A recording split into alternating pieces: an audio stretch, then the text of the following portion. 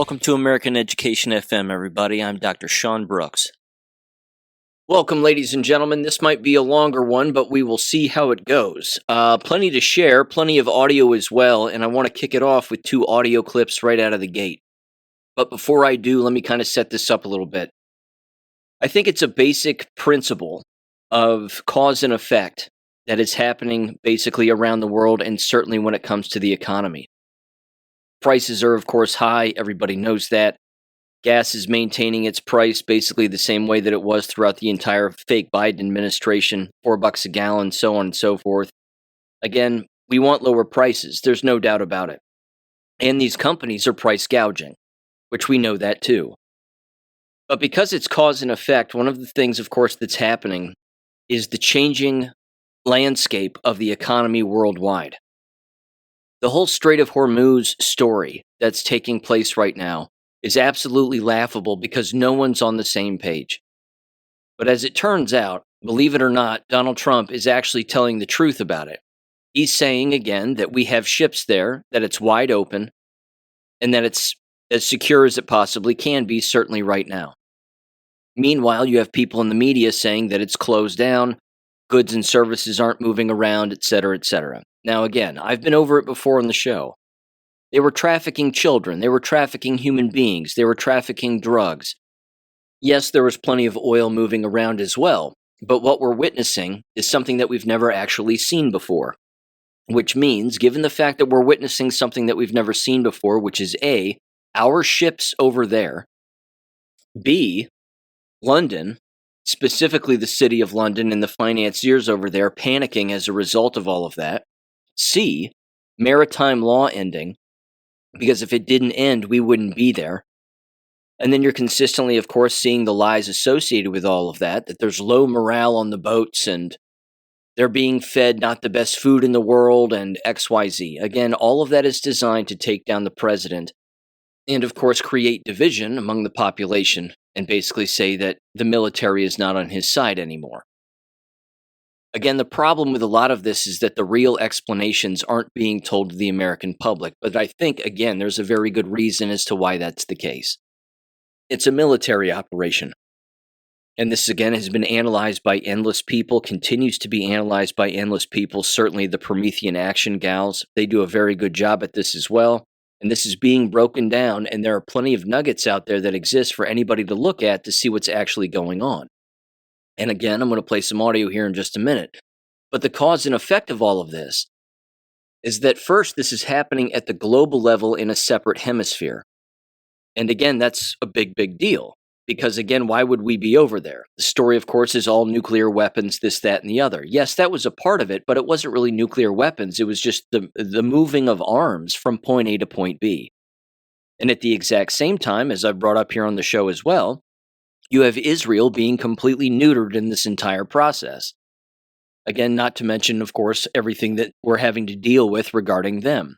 So much so, just a little side note, apparently an American general is now going to be in charge of what goes on in Gaza. Again, that's not what the Israeli government wants. That's not what Netanyahu wants. Netanyahu wants to own the entire place. He wanted to take the whole place over for himself and slaughter everybody who gets in his way. And just, again, kill people for fun. Well, that's been slowed down, and it's not being recommended anymore. It's rather obvious yet again, that Donald Trump does not like him. I mean, again, just take the temperature of the room in the United States. People don't like Israel. But again, they act as if they know what's going on in the Strait of Hormuz with Iran, and they don't have a clue.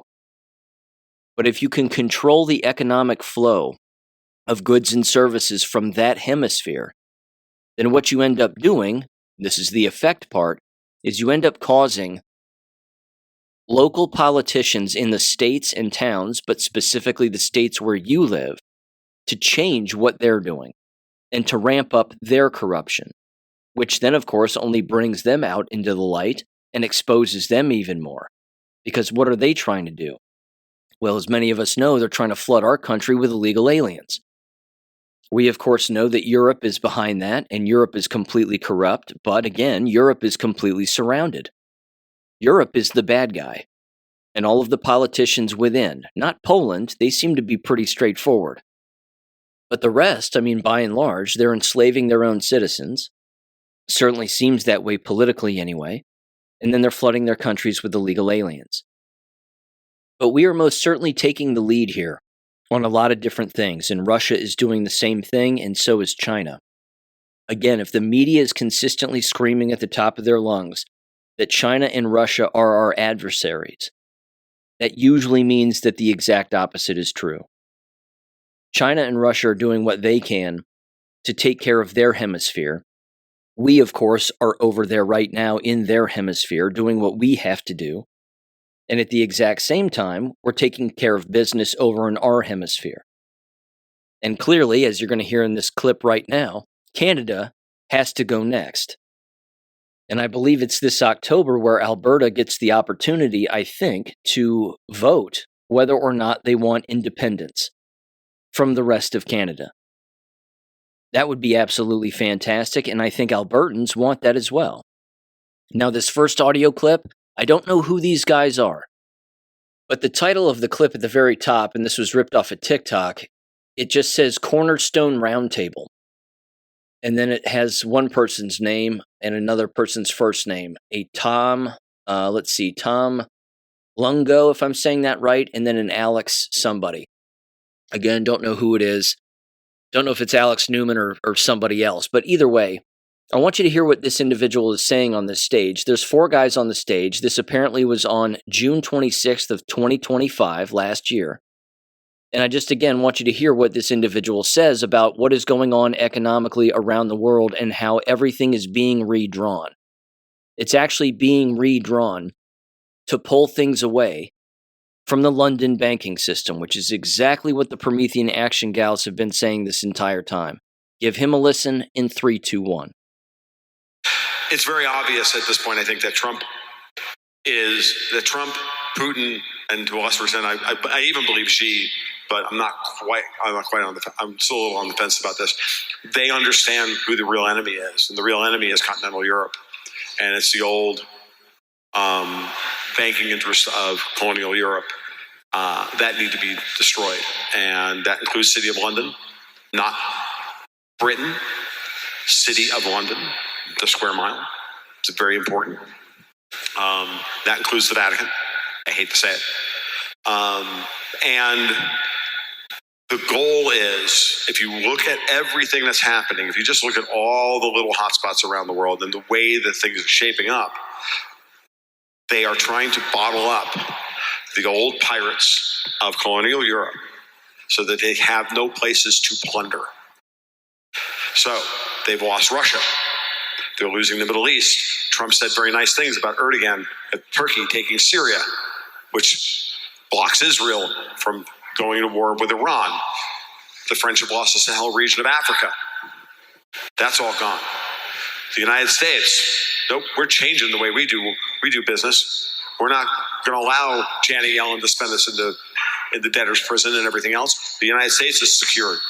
What do all of these regions have in common?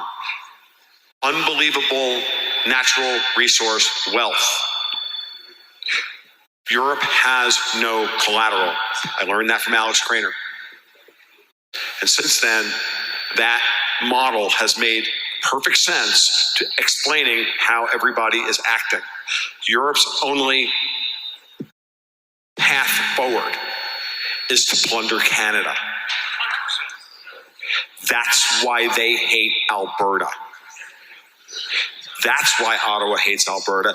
That's why Mark Carney is Prime Minister. And that's what has to end.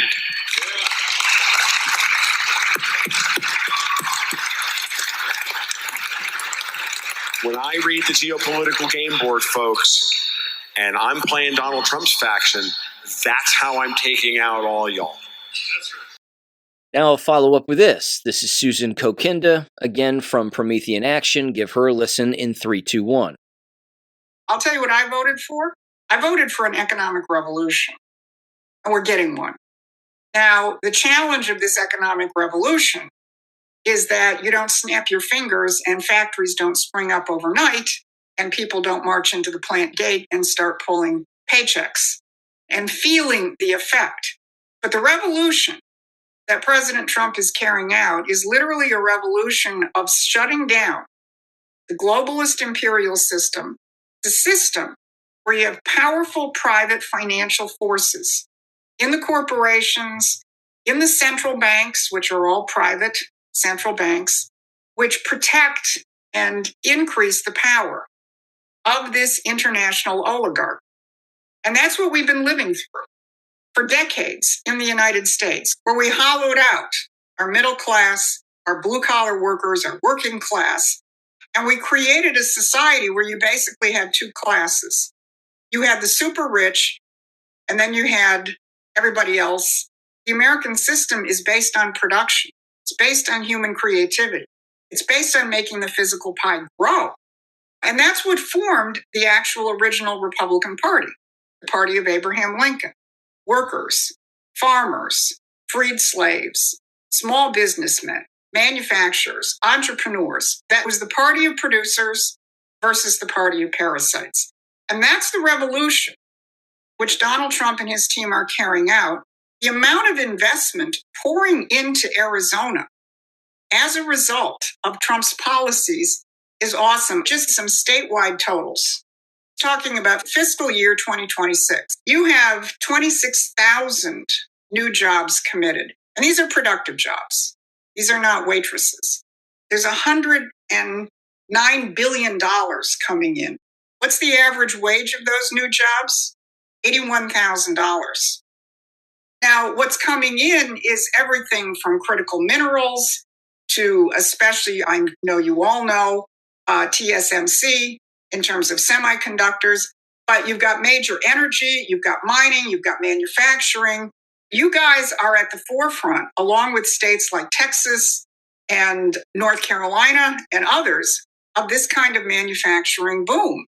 And I think that is something, whether people are conscious of it or not, they have the sense maybe we're now going in the right direction. And my thinking in terms of these elections is that it's more about people's identities than it is just loading them down with facts and figures, or for that matter, even beating up on how insane and dangerous the Democrats and the socialists and the communists are. Yes, they're insane and dangerous, but how many times are you going to say that? And what effect is that going to have on an 18-year-old who's never lived in an economy that worked?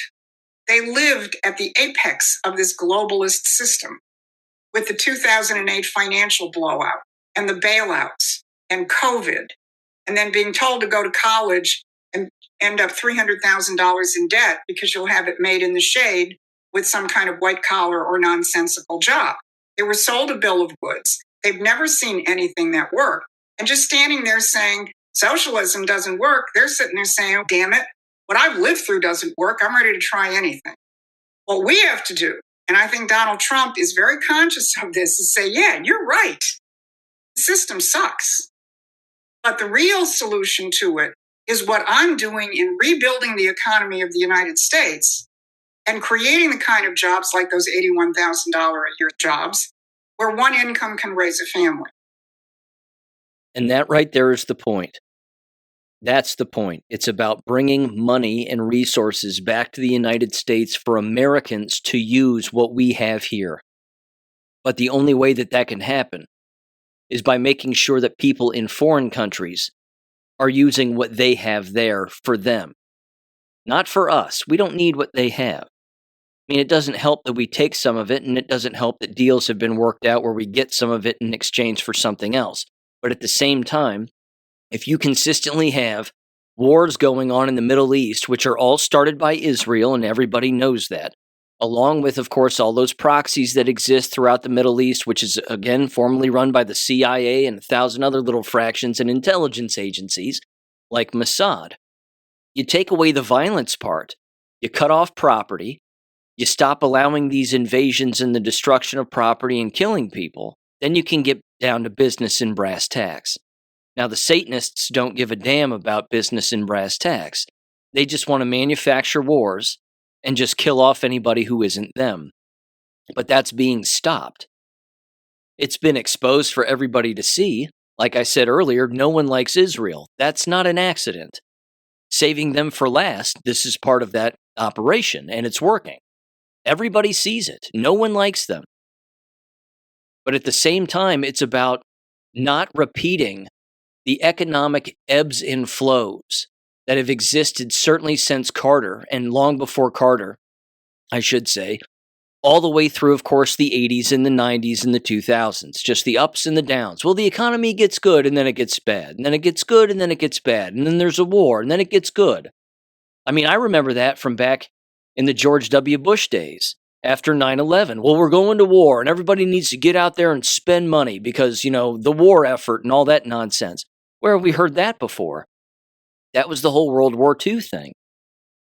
I mean, that entire playbook, economic playbook, got played back then.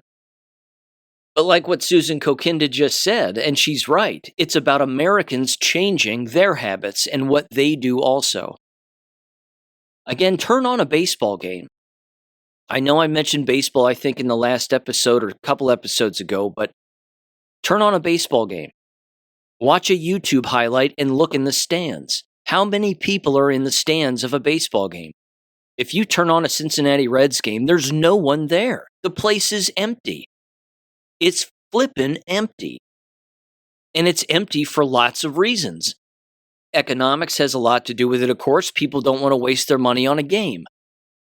But the more that they don't want to waste their money on a game, the more they're learning about the fraudulent nature of all of that and how that has always been a giant vacuum of their own hard-earned cash for absolutely no reason whatsoever. So American families are starting to rework what they're spending their money on. They're not going on massive vacations. They're not, again, going to sporting events by and large. A lot of people aren't. They're not wasting their money on that. But again, it's the Great Awakening. They're getting back to God. They're realizing what actually matters and what doesn't. And as we know, when that veil gets lifted, it doesn't go back to the way that it was. Again, Susan Kokinda is right. It's a revolution. And again, there's pain during a revolution. There's supposed to be. But there's also supposed to be a reprioritizing of what individuals actually decide to do and what families decide to do. Take college attendance, for example. If I was to take a guess, I would say again that college attendance and enrollment at universities and colleges around the nation has plummeted. If they're not going to baseball games, why would they send their kids to college with a giant tuition that's only increasing specifically as a result of low enrollment from previous years? Why would they send them? There's 1,000 other things that they can do. Again, they can go to college part-time online. They can work part-time online. That's the economic way of doing things that makes far more sense. But the system that exists in the future has to be a system that people can fall into, certainly hardworking Americans can fall into, where it will benefit them, not just in the short term, but in the long term. So again, it's about getting rid of the old ebb and flow of the way that the economy has always worked. It's about focusing on the resources that we have as a country while stabilizing the foreign entities that have been, again, influencing our economy negatively for a very long time. It's exactly why we're going after the cartels, which I mentioned in the last episode. Same kind of purpose, same exact kind of operation. If you can shut down the entire drug trade, that helps our economy greatly because it's a drain on our economy having massive drug problems and an influx of drugs, not to mention having three-letter agencies of government bring drugs here. If you shut that down, that only benefits us. But again, here's where the local corruption then starts to shine a little bit more, and people can start to see again that the same deep state players that exist at the global level to disrupt the economy, they also exist at the state level. This is the constitutionalist over on X, and the other day they were talking about Jobs Ohio. Now I'm going to describe what Jobs Ohio is here briefly. And I'm almost certain that almost every single state has some kind of an entity like this. Again, they claim to be a nonprofit economic development corporation, but they favor people. And they, of course, only want certain kinds of people in certain kinds of positions. And, of course, they offer certain kinds of jobs on these websites and things of that nature. But again, as one would expect, they bring in a lot of H-1B visas. and a lot of illegal aliens. And this is not good. But again, here in Ohio, this is being exposed. And it's not the first time it's been exposed, but it's being exposed more on a grander scale, which is fantastic. It says the following here: Jobs Ohio is a private, nonprofit economic development corporation created by the Ohio State Legislature in 2011 to drive job creation and capital investment in the state. Headquartered in Columbus, it operates alongside but outside of state government. Well, that's not true. You can't be both. Staffed by professionals with extensive private sector experience to attract, retain, and expand businesses across 10 key industry sectors, including advanced manufacturing, life sciences, and technology. The organization is uniquely wholly funded by profits from the Jobs Ohio beverage system, a liquor enterprise it purchased in 2013, meaning it utilizes no taxpayer funds. Well, I would doubt that to a great extent, but I find it funny again that they're interested in H-1B visas, and they claim to receive only profits from a beverage system, which basically, again, is a liquor enterprise. What kinds of people tend to work at liquor stores? Exactly, those people. Jobs Ohio provides grants, loans, and incentives to companies in exchange for commitments to create or retain jobs and make payroll investments, working in tandem with 7 regional economic development partners to support Ohio's economic growth, unquote. What they don't tell you is that they're really not interested in hiring Ohioans who have been living here the entire time who are interested in working. So here's the Constitutionalist over on X, and they expose, again, some of this corruption even more. They said the following, quote, Jobs Ohio is backdoor hiring H-1Bs, and it's going to get way worse. A private nonprofit created by the Ohio General Assembly with a board appointed by the governor. They're posting these jobs publicly for Ohioans to apply for. Instead, and in line with zero transparency, they are recruiting, number 1, internal or network referrals, someone already connected to Jobs Ohio or Ohio Economic Development Circles, refers a candidate who is already in the United States on another status or who can be sponsored. And she refers to this as visa hopping. Number 2, direct application to a general professional opening. Sponsorship is then discussed privately during the hiring process if the candidate needs it. Number 3, recruiters or specialized immigration counsel.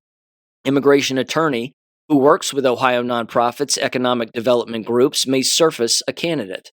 Number 4, transfer or change of status from an existing U.S. role. More common, this brand new overseas recruitment for such a tiny number of positions, visa hopping. And then finally, they said the state controlling board has legislative members appointed by House and Senate leadership. The current legislative leadership influencing these decisions includes House Speaker Matt Huffman, Republican, and Senate President Rob McCauley, Republican, Vivek's running mate. And then they said infinity H-1Bs for Ohio, unquote. So again, they're hiring within, they're hiring illegal aliens. If an illegal alien or an H-1B loses a position, they hire them somewhere else within the exact same system. They just get spin dried over and over and over again. They get spit out and then they get tossed right back into the system, and then again, they're rehired somewhere else. This happens consistently, and it happens in every single state. But this is the local level of corruption that is happening as a result of the larger economic shift that's taking place on the global level. Again, what Susan Kokinda said was accurate. You can't snap your fingers and everything just gets fixed. This is certainly going to take a great deal of time. But as the top is being dismantled, if it hasn't already, and people are starting to see what happens, again, when the top gets dismantled, people panic, and then false flags start to occur, and then economic shifts start to occur, and people start to enslave one another, and governments panic, and they do everything that they do. Again, look what's happening in our country. The left is getting further to the left, so much so that some of these political parties don't even know how to identify these whack jobs. But I also don't think that the individuals who are fixing the system, that these particular individuals, again, certainly Scott Bessent, I think, is one of them. And I think he's a very good Treasury Secretary, to say the least. But I think one of the things that he's doing is he's not waiting for the system to be destroyed down to the foundational level before he can make particular moves to improve things. Both things, I think, are being done simultaneously. I just don't see any panic from them. They seem rather calm. They're very calm in their explanations of things, and at the same time, the media is the one always sowing the panic. They're always trying to keep people divided as much as humanly possible and get people to turn on one another when normally they wouldn't previously. So, again, a lot of moving parts, a lot of different things happening, and I know there's a lot of different analysis on all of it. And I fully understand, too, that Catherine Austin Fitts was on Tucker Carlson and, saying a great deal of things, but she's also not saying anything necessarily new. I mean, again, she's bringing up the 2030 agenda and what they want, which begs the question again, does Donald Trump and the military know what the 2030 agenda is? And the answer is yes, which means why would they allow that to go through? Why wouldn't you make that your central war at doing whatever you have to do to disrupt that and destroy that and, of course, keep that from happening? Again, I think that's what's happening, but I'm not going to claim to have every single answer. The data centers confuse the ever-living hell out of me. Again, I'm not a fan of flock cameras by any stretch. I can see the benefit of having a couple, but I don't see the benefit of having them at endless locations all of the time, only facing one particular direction. It seems a bit absurd. But with that said, I did come across this post regarding flock cameras, and this was put together by an individual over on xcancel.com. And I'll link this link in the description below here if you want to read this very long, again, breakdown of flock cameras based on this person's perspective. And I asked Grok to just summarize the post into 2 separate paragraphs. Again, it's a very, very long thread, a little too long for me to read on the show, but I will read this summary. It says, Flock Safety, quote unquote, a rapidly expanding surveillance company, is facing national backlash over its network of automated license plate readers, or ALPRs, cameras, specifically an interconnected ecosystem which, the thread argues, goes far beyond catching criminals to enable pervasive tracking of ordinary people without public consent. Founded in 2017 to combat neighborhood thefts via cheap solar-powered poles, first sold to HOAs, it pivoted to police contracts, aided by Axon, partnerships, and major investors like Anderson Horowitz and Peter Thiel's Founders Fund, reaching an $8.4 billion valuation by 2026 with presence in 49 states, over 5,000 communities, and up to 100,000 cameras. Installations often bypass democratic oversight through discretionary budgets, free trials that shift debate to removal or grants. The core Falcon quote-unquote polls capture plates, vehicle details, make, model, color, modification, timestamps, and direction feeding a centralized cloud database searchable by agencies including private feeds. This expands into Flock OS, real-time command and control integration cameras, CAD drones, and third-party feeds. Nova, data fusion for cross-agency lifestyle heat maps and records. DFR drones, autonomous aerial response with thermal night vision, auto detection, gunshot accidents triggering systems, the 911 software enabling plate vehicle searches, AI natural language queries, full movement reconstruction across jurisdictions, and pattern analysis of habits, workplaces, and sensitive locations. The author warns that current capabilities already allow lifestyle mapping without warrants and risk evolving into biometric ID, face, gait, iris, cell device tracking, data broker integration, predictive analytics, and fully autonomous investigations, creating a demiurgic system of omnipresent control worse than historical secret police like the Stasi, where citizens become algorithmically scrutinized subjects rather than free people. An example of misuse is a 2024 Toledo false plate read that triggered an armed stop and dog attack, injuring an innocent driver, settled for only $35,000.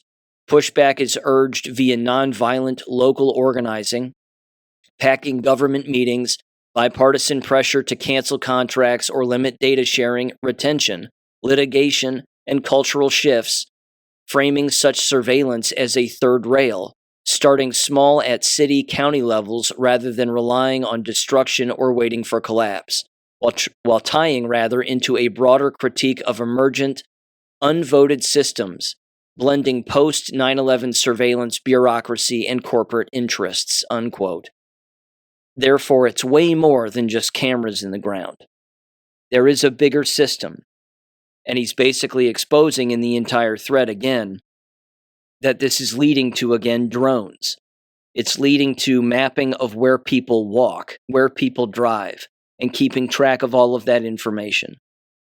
It's in George Orwell's 1984, after all. Again, this is not new, but there is always a bigger play and always a bigger plan and always a bigger scheme when it comes to something small or something that seems like it's small that's first implemented. It's going to get way worse. But this excuse, again, that a lot of these police chiefs have at the local levels where they're openly saying, well, we would have to hire more cops, and if you lose something, then we can't find it for you. And if your car gets stolen, well, then you're out of luck because we need these cameras and blah, blah, blah. Well, how did you find a car previously then? How did you find a kidnapper? How did you find a missing person? How did you find a thief? How did you find someone that had a warrant that you were looking for? See, the problem with this is that it's creating lazier cops, and it's a result of lazier cops who aren't doing real investigative cop work. That's part of the problem. And they saw that this was happening throughout our society, of course. And again, these individuals are working with very terrible people. But if communities are pushing back and saying no, that's a very good thing. And like I've said in the past, and again, it's happening in the town where I live, if anybody can get on the same page about anything, regardless of political affiliation, it's this. You have old hippies on the left who hate flock cameras, and you have individuals such as myself who also don't like them either. But again, fortunately, I think you can see a great deal of people who can see the larger picture of all of this. Again, if it leads to drones flying up and down streets, that's a problem. If it leads to drones landing on your house, or again, even coming close to your property and just surveilling your property just because, that's clearly a problem. But it's already tracking and, again, logging everybody's movements, which is not good, and we didn't ask for that. Again, we'll see what happens, but at least people are pushing back, and some communities are just saying we're not going to do this anymore, which is great. If that makes the jobs of cops a little bit harder, then so be it. Now, moving on here just real quick, again, there's this hilarious, God, I can't even believe I'm saying this, but there's this really stupid YouTube ad that exists, and allegedly it's Vivek Ramaswamy's barber. Just this old timer. And he just goes, I've been cutting Vivek Ramaswamy's hair for a long time. He's been coming to me to get his hair cut and blah, blah, blah. And that's why I'm voting for Vivek, because he's good for Ohio. So, yeah. I just wanted to tell everybody that after seeing that commercial, I've decided to vote for Vivek Ramaswamy, just because his barber said so. I'm kidding. It's not going to happen. But, yeah. That's pretty desperate nonsense. Let me make mention of this too real quick. Again, it's sort of off the path here, but this apparently again happened last week. Some so-called debate between Candace Owens and Andrew Wilson. Both, of course, are wrong in their so-called debate of the century. Andrew Wilson guy, again, a podcaster who seems to think that Tyler Robinson shot Charlie Kirk.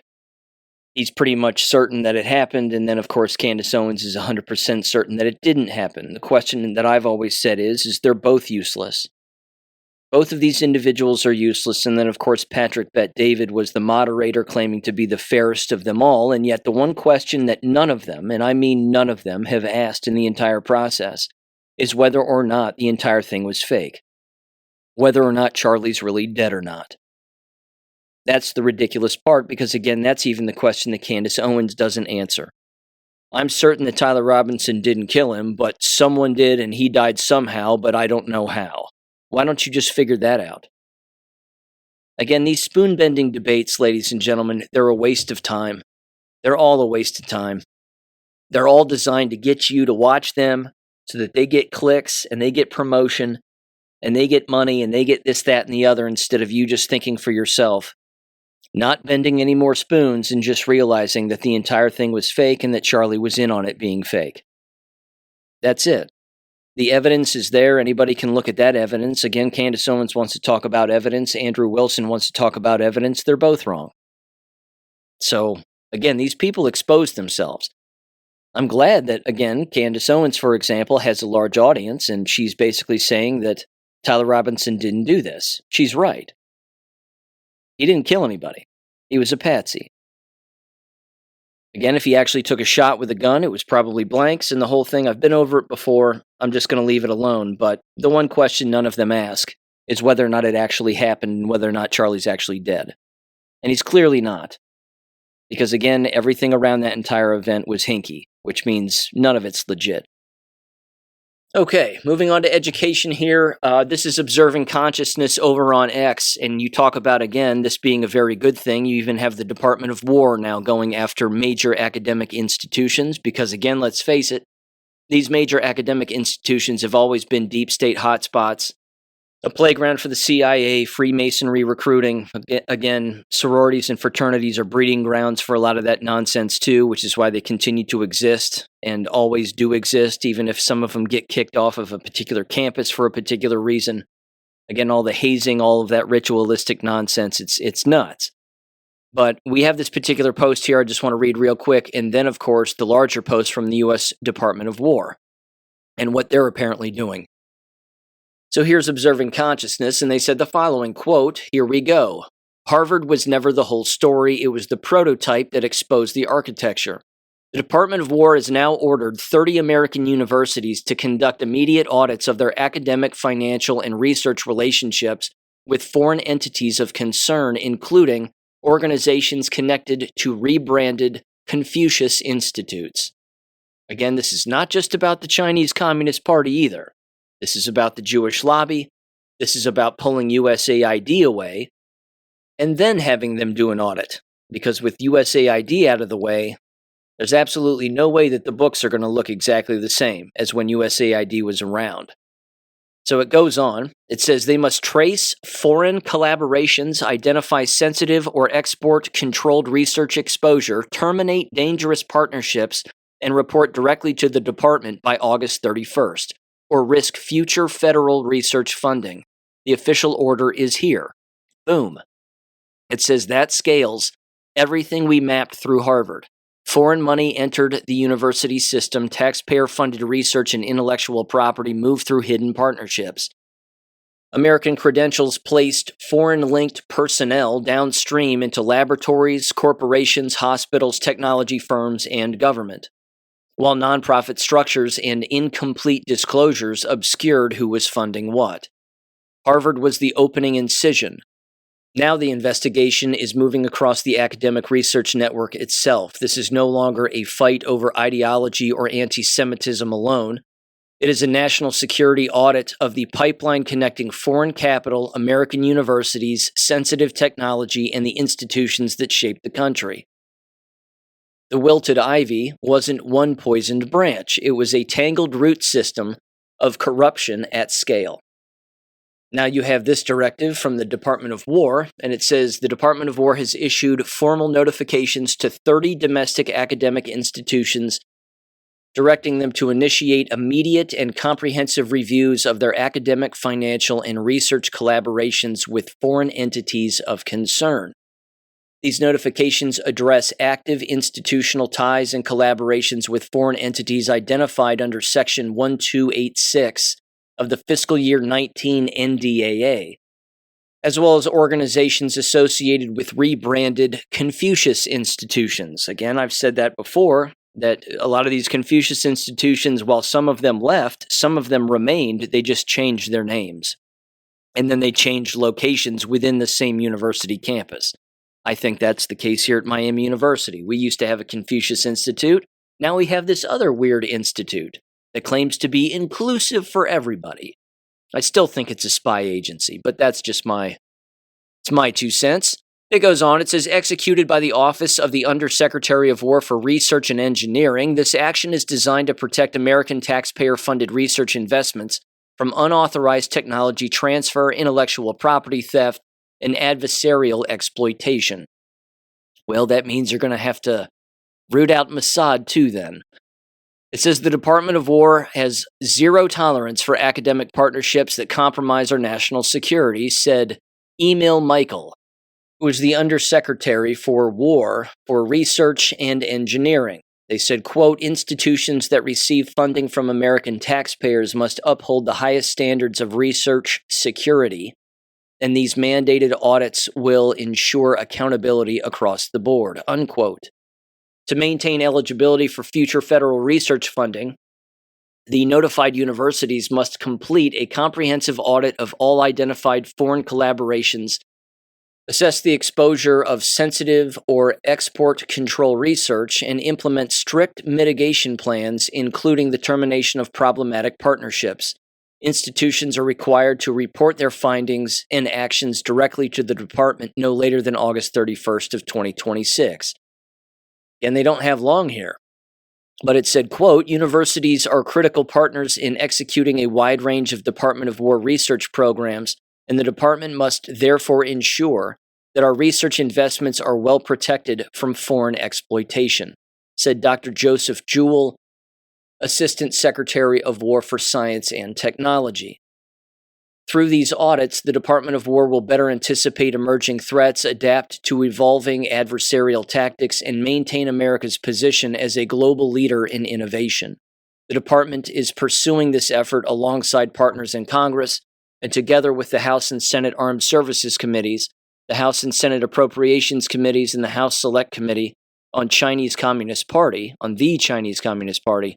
The department continues to build a robust research ecosystem that protects critical discoveries from exploitation, unquote. Again, you're going to have to get the Jewish lobby out of universities. And they're dug in like ticks. The question is what's going to happen this school year? Are we going to see massive protests on a particular scale for a particular reason?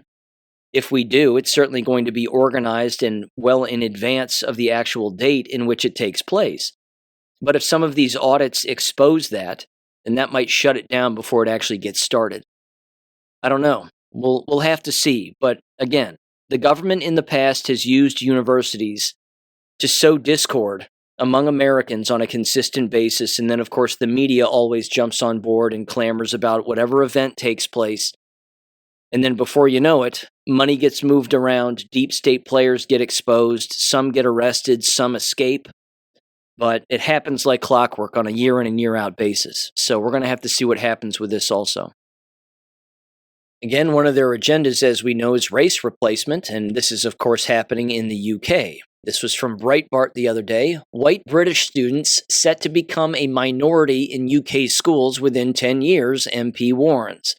An analysis of public data conducted by a member of parliament has found that white British students are set to become a minority in UK classrooms within a decade. Again, unfortunately, that shouldn't surprise anybody with the influx of Africans and Middle Easterners and Indians. You have at the very least 2+ million non-native English-speaking students within UK schools. And as I've said before, and you're well versed in this too, what's that going to do when it comes to teachers? It's going to elbow them out too. Native-born English-speaking white individuals who live there are not going to want to be teachers. They'll quit, and they won't even enter the profession, which means then you're going to have, again, foreign teachers teaching in the UK and teaching foreigners, and then that will become the entire profession. I mean, you have teachers here in the United States who quit the job and quit the profession for the exact same reasons. They just want out. They started teaching again Americans when they started their careers, and now they're recognizing that there are less and less Americans like them within their own classrooms. You also now have this giant influx, which is making the rounds on media outlets, which again I find to be fascinating because it's not new, but it's certainly something that is in the news these days, and it has to do with teachers quitting because of grade manipulation. These districts, again, are dumbing things down on purpose because of those very reasons. You have, again, foreign students who can't read and write. You have native students who can't read and write, and they're not passing their classes. And these policies are rolling out throughout districts across the entire United States, telling teachers to fudge their grades, to not give them zeros if they don't turn something in, but to give them a passing grade, or at the very least, give them a 60 or a 50%. Some school districts don't even offer 50% Fs as being one of the grades. You can't give anything lower than a 75. Depends on the district, but again, it's basically the same principle. You're just dumbing everything down to accommodate a lack of individuals who exist within the environment who know how to actually teach. I mean, if administrators, again, can get rid of discipline referrals, which they do consistently, they delete discipline referrals all of the time, specifically with bullying. I've brought that up on the show a million times. They'll say things like, well, we had 20 different complaints for bullying and 20 different referrals, but don't worry, we reviewed all of them, and none of them turned out to be bullying. It's a complete lie. Administrators change grades all of the time, too.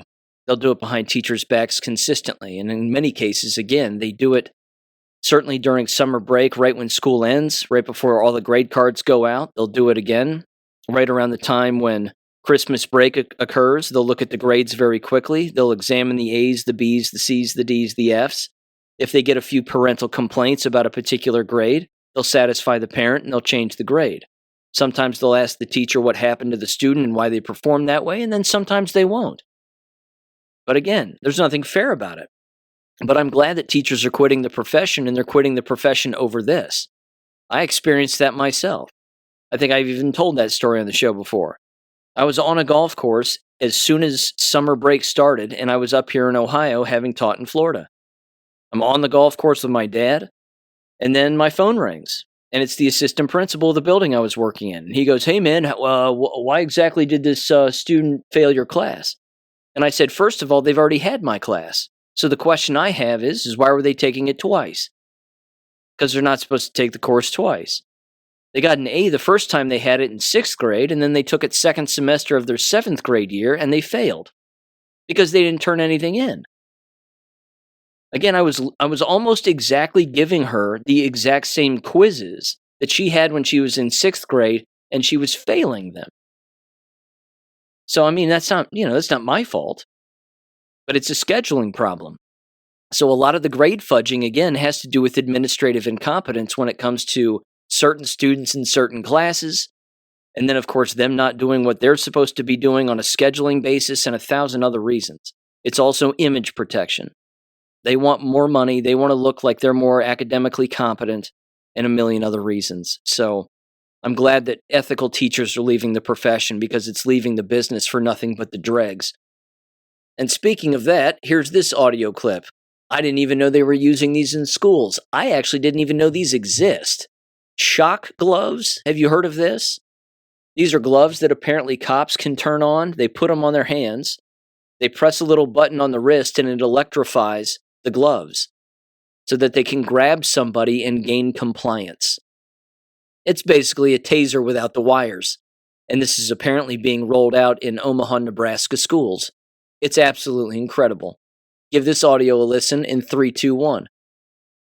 Resource officers in 29 local public schools have access to gloves that can be used to shock people. These are the same gloves that ICE is considering purchasing for its agents. I'm your Omaha neighborhood reporter, Jeremy Fredericks, at OPD's Southwest Precinct near 135th and Q, and I've learned that school resource officers have used these gloves in at least 2 incidents. Take a look at this video posted on Compliant Technology's YouTube page. It shows a demonstration of the gloves being used on people. Give me your hand. Give me your hand. Oh! According to its website, OPD has school resource officers, or SROs, at 34 schools in the Omaha, Westside, Millard, and Elkhorn public school districts.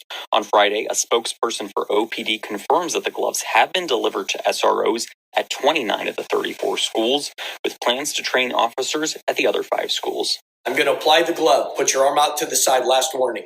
No. Omaha police officer Jason Civitano trains the SROs on how to use the glove. During a Friday afternoon press conference, he gave a demonstration on how it works.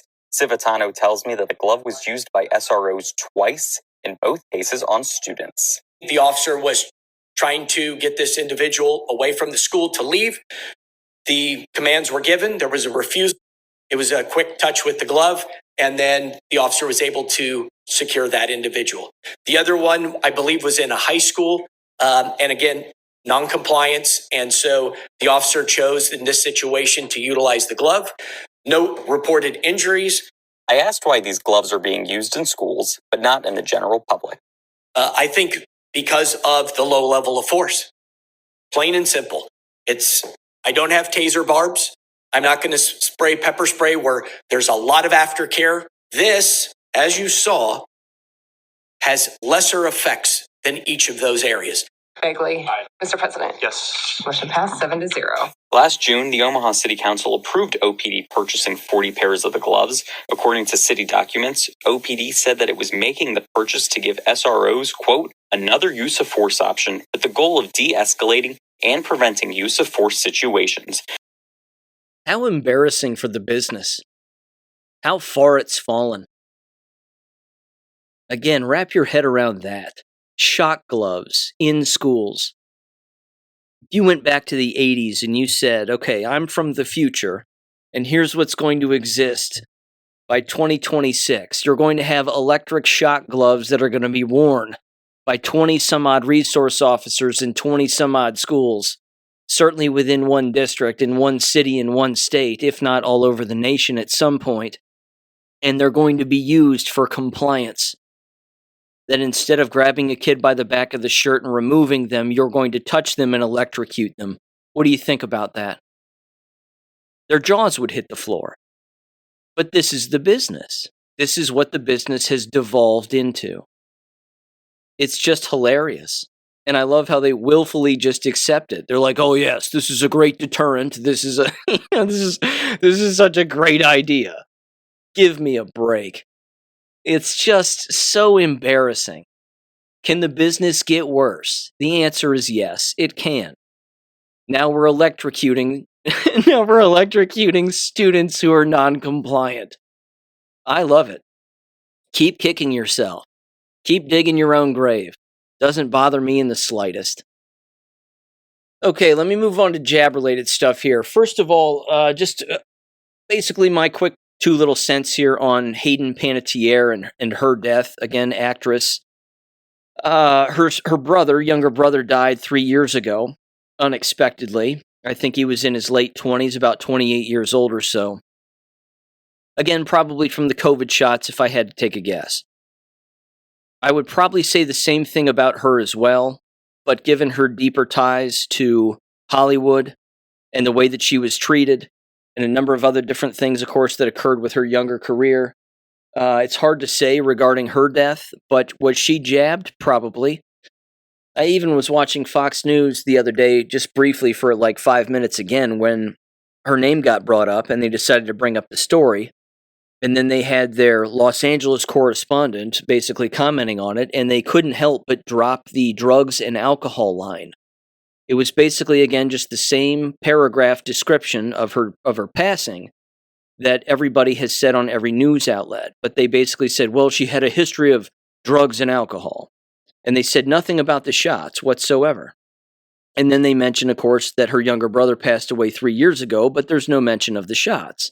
And then they mention that she was, again, complaining about having a heart attack and having heart palpitations and not being able to breathe. Well, also not good. Again, all consistent with a shot. But at the same time, again, just very sort of casually trying to strike it up to potentially drugs and alcohol. I think at the end of the day, if a real autopsy is done and a real medical report from a real non-corrupt medical examiner, you might find again that she was either poisoned from either the COVID shots or she was poisoned for some other reason. Because she was about to go on a book tour where, again, she was outing a great deal of people and telling a lot of stories about Hollywood and the sexual culture and the grooming and all of that. And that book tour started, I think, back in May. So, yeah, suspicious to say the least, but was she jabbed? Again, I'd say probably yeah. It's happened with other actors and actresses, so it would make sense. Again, she traveled a lot too. That was part of it, but who knows? Let's see. I'll move on here. We've got this, again, bit of good news, I think. Certainly good news. This was from Just the News. It says school vaccination exemption rates among kindergartners rises to new highs. More parents are filling out exemptions because they don't want their kids to be jabbed. Subtitle here says, federal data revealed that vaccination exemption rate for kindergarten rose to 4.2%, up from 3.6% the year before, which impacts approximately 155,000 children nationwide. That's big enough. That works.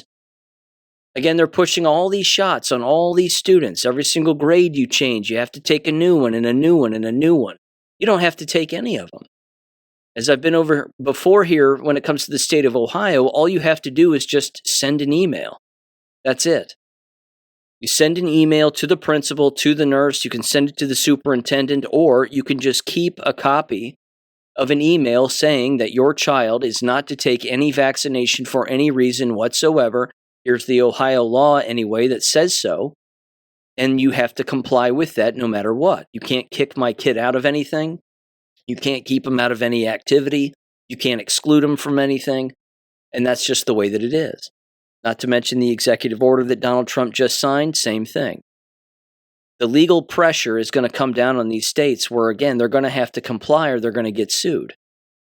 Now, when I came across that story, I couldn't help but think of this old clip. I've played this clip on the show before. It's a rather famous one, I think, and it's very, of course, vivid in my mind because I remember watching this live and thinking to myself, you've got to be joking. This was very famously, again, Tucker Carlson, when he was on Fox News, and this was back in August of 2020. I believe August 16th, if I'm not mistaken, or August 20th, somewhere around there. And he had, of course, their go-to Jewish doctor, Dr. Mark Siegel, who is still on Fox News as a Fox News contributor, saying the dumbest things you could possibly imagine. And this was, again, Mark Siegel telling everybody to get vaccinated, wear your mask, and then have children walk around schools wearing a pin on their lapel or on their shirt that said, "No hugs, please." And the look on Tucker Carlson's face the entire time that he brings this up is just perfect. It's absolutely perfect. And he completely disagrees with Siegel, gets quiet at the end of the clip. Again, I know I've played this on the show before, but it deserves a little revisit here. A little trip down memory lane of just complete and utter insanity. Give this a listen in 3, 2, 1. Nothing helps the Joe Biden for President campaign more directly than hysteria over the coronavirus. So the media, of course, are doing everything they can to fan it, including to stop schools from opening up. The New York Times, CBS News, CNN are just some of the many media outlets running alarmist articles about how 97,000 children have tested positive for the Wuhan coronavirus. That is true, but this is also true. A total of 15 children in that age range have died of the virus since February. Many, many thousands have died of other causes, for some perspective. Fox News medical correspondent Mark Siegel joins us tonight for a run through the numbers. Dr. Siegel, good to see you. Good to see you, Tucker. And you know what some of those things that children have died from are and will continue to be if the schools stay closed? Child abuse, which is going unreported. Lack of vaccinations, immunizations against other diseases like measles.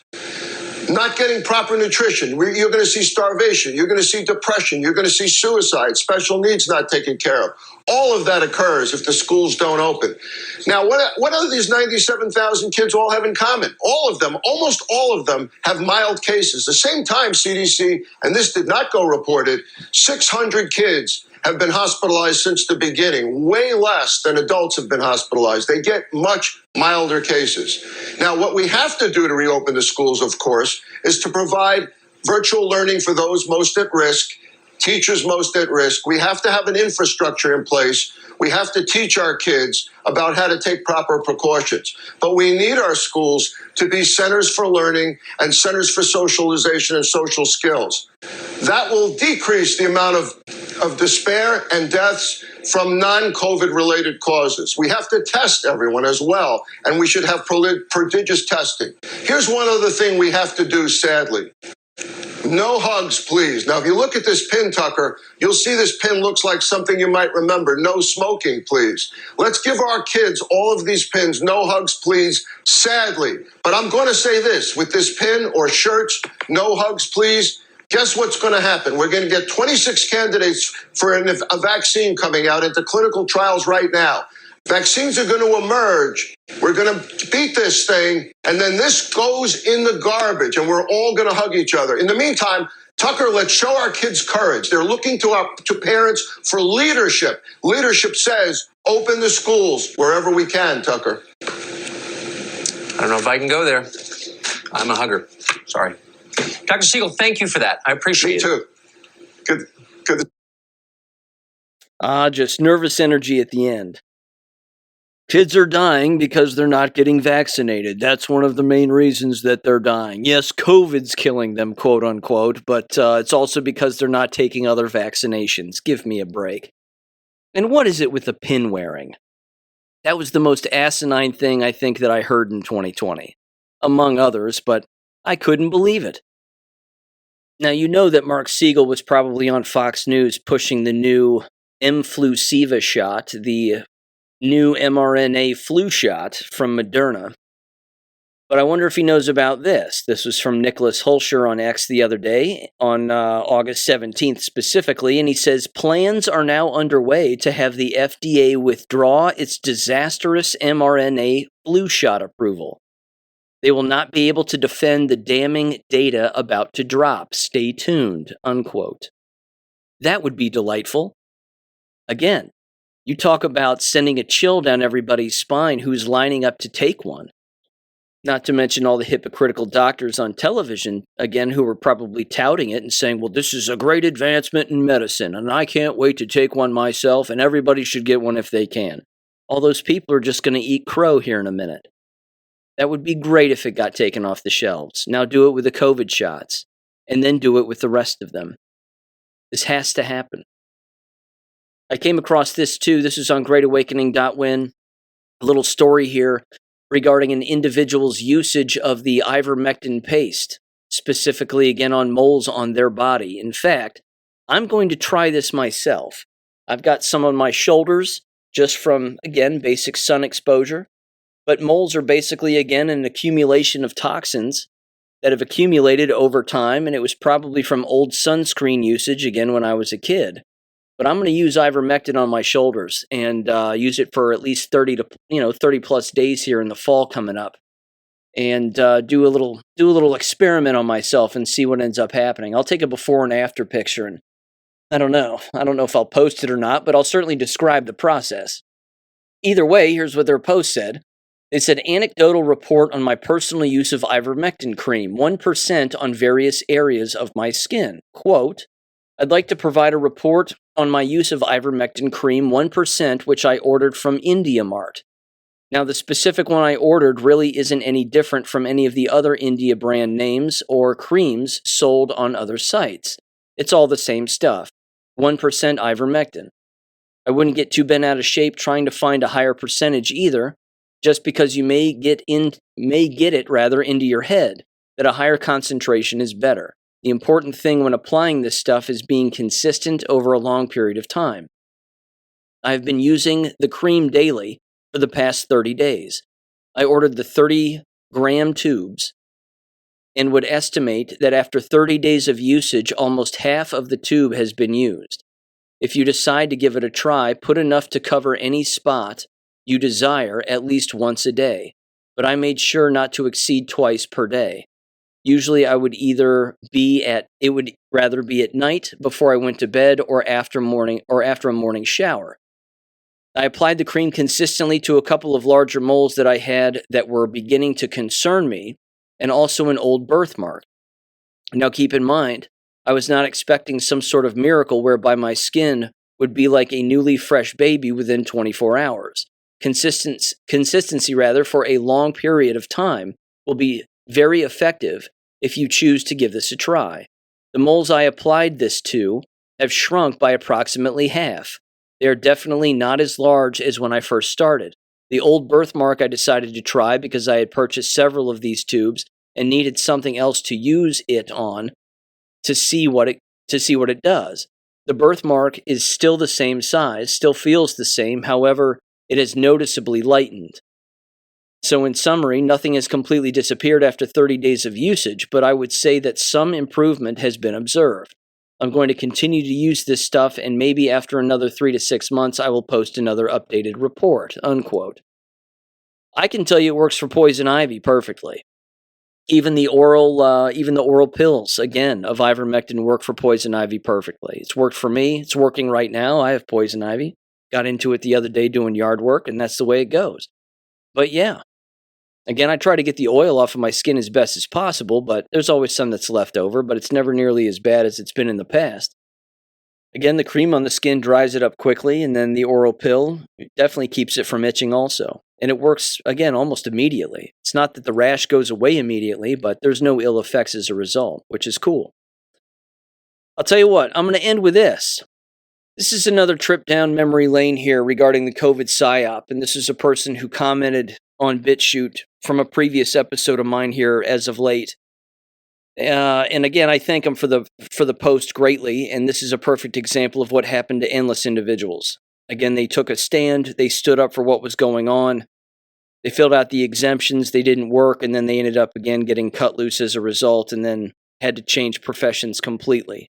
The number of people that this entire psychological operation impacted is everybody. I mean, it just impacted everybody, and of course at varying levels as well. They said the following here, quote, episode 925, Reliving the COVID PSYOP. It was a great podcast. I thank you for all your work you did throughout the COVID years. Your website in particular is amazing. It has been difficult to relive this, and to plead the fifth 100 plus times really put a fork in the wound. It has been work by people like you that helped me keep my sanity during the pandemic, quote unquote. I remember in 8th grade English class being assigned Kafka's The Metamorphosis and asking my teacher to explain existentialism. I didn't get it. Unbeknownst to me, she was having such a hard time and getting so frustrated trying to explain to a group of 8th graders. She was having her own responding to my question in front of the class. I still did not understand the concept. Then COVID happened, and suddenly I was having my own existential crisis, and it clicked. The metamorphosis consisted of an unpaid leave of absence, a denied religious exemption, and a quick transition from working as a pharmacist to trapping bait as a minnow helper, unquote. It's a good profession to get out of. The pharmacy business, no doubt about it. And thank you again for the post. I greatly appreciate it.